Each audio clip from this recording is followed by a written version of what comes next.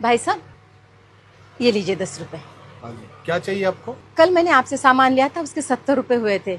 मैंने आपको 100 का नोट दिया तो आपने मुझे 30 रुपए के बदले 40 रुपए दिए। और ये बात मुझे घर जाके पता चली। मैं कल रात ही आपके 10 रुपए वापस देने आई थी, लेकिन आपकी दुकान बंद हो चुकी थी, इसलिए मैं अभी आई हूँ। आप कहाँ रहते हैं मैम? मैं सेक्टर 8 में रहती हूँ।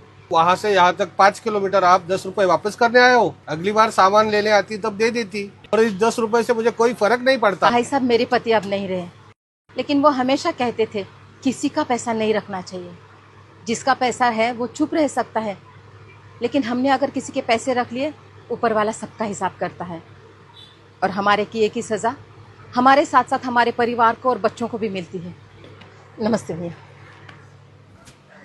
रमेश, दुकान पे ध्यान दे, मैं आ रहा हूँ।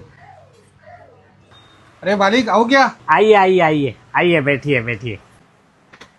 बताइए कैसे आना हुआ आज? आपने मेरी दुकान से जो जो सामान खरीदा था उसका पैसा मुझे कल भिजवा दिया था। उसमें 300 रुपए ज्यादा थे। ये बात मुझे तुरंत समझ में आ गई थी, लेकिन लालच में मैंने वो रुपए रख लिए। अगली बार के बिल में हम एडजस्ट कर लेते थे वो 300 रुपए। भाई साहब, अगली बार किसने देखा है? इसलिए आपका पैसा लौटाना बहुत जरूरी था। ऊपर वाला कब कैसे हिसाब चुकता करे, ये किसने देखा है? शायद इसकी सजा मेरी बीवी बच्चों को भी लग सकती है। ये लीजिए आपके 300 रुपए। नमस्ते।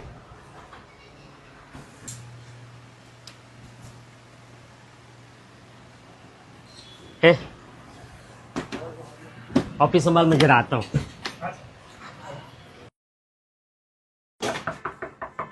जी बेटा, घर में कोई है? एक मिनट, आइए ना अंकल, आइए अंदर आइए, बैठिए यहाँ पर। नमस्ते भाभी जी, मैं महेश का बहुत पुराना दोस्त हूँ और एकदम खास दोस्त। दरअसल महेश पिछले कुछ सालों से मेरे पास पैसे जमा कर रहा था, लेकिन बीच में ही महेश हम सबको छोड़कर चला गया। महेश ने 13 लाख रुपए जमा किए थे मेरे पास। अब ये बात महेश और मेरे अलावा किसी को पता नहीं थी, इसलिए उन पैसों का लालच मुझ पे हावी हो गया। लेकिन आज एक दोस्त की वजह से मेरे ज़मीर ने मुझे पूरी तरह से झंझोड़ा, और फिर मुझे लगा कि अगर मैं किसी का पैसा खाऊं तो उसकी हाय मेरे बच्चों को लग सकती है, मेरे परिवार को लग सकती है। शायद महेश भी हमेशा यही कहता था। भाभी जी, ये लीजिए आपके 13 लाख रुपए। इस दिवाली आप भी किसी की अंधेरी जिंदगी में उम्मीद का एक दिया जलाएं। हैप्पी दिवाली।